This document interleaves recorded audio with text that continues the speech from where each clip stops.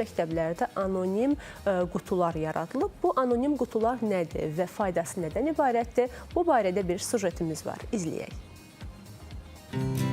Şagirdlər arasında müşahidə olunan ünsiyyət problemləri yalnız akademik uğurlara deyil, həm də psixoloji rifaha təsir göstərir. Bu problemi vaxtında aşkara çıxarmaq və aradan qaldırmaq məqsədi ilə bəzi məktəblərdə etibar qutusu adlı yeni bir layihə tətbiq olunur.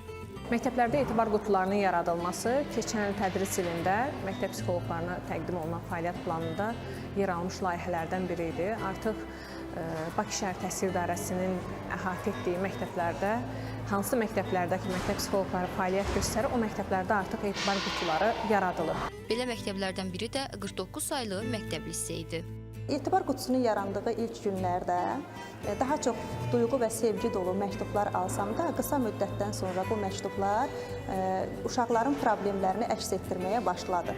Əsasən tənhalığa çəkinən, özlərinə qapanan, güvən duyğusu aşağı olan, ailə daxili münaqişələrdən yaranmış səbəblərdən aldığım məktublarda şagirdlər tərəfindən müxtəlif istiqamətdə işlər görürdüm. Etibar qutuları məktəblərdə dəhlizlərə yerləşdirilir adətən. Çünki sadəcə bu şagirdlər üçün də nəzərdə tutulmayıb. Bura müəllimlər də müraciət edə bilərlər, bura valideynlər də müraciət edə bilərlər. Şagirdlər burada konfidensiallığın qorunduğunu, onların rifahı üçün, onları dinləyib anlayan şəxsin burada olduğunu bilmələri üçün, özlərini daha rahat şəkildə ifadə etmələri üçün etibar qutularının yanına bir not da qoyulub ki, onlar daha rahat şəkildə fikirlərini ifadə eləsinlər.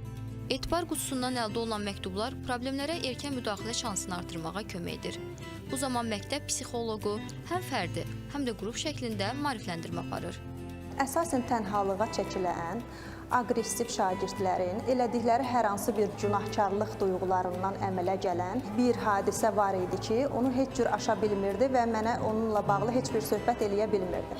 Mən bu istiqamətdə qrup söhbətləri təşkil elədim və müxtəlif istiqamətdə uşaqlara məlumat verdim.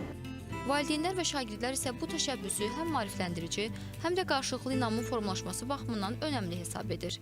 Mənim iki övladım hal-hazırda bu məktəbdə təhsil alır. Məktəbimizdə bu cür layihənin yaradılması təqdirə layiq bir addımdır. Oğlum yoldaşları ilə bağlı bir anlaşılmazlıq olmuşdu.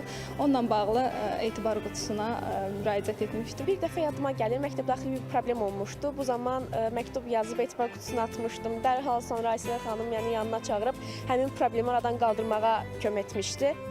Ünsiyyət bariyerlərini aşmaq təkcə şagirdin problemi deyil, həm də cəmiyyətin üzərinə düşən bir məsuliyyətdir. Bu təşəbbüs göstərir ki, dinləmək üçün bəzən danışmağa ehtiyac yoxdur. Sadəcə imkan yaratmaq kifayətdir.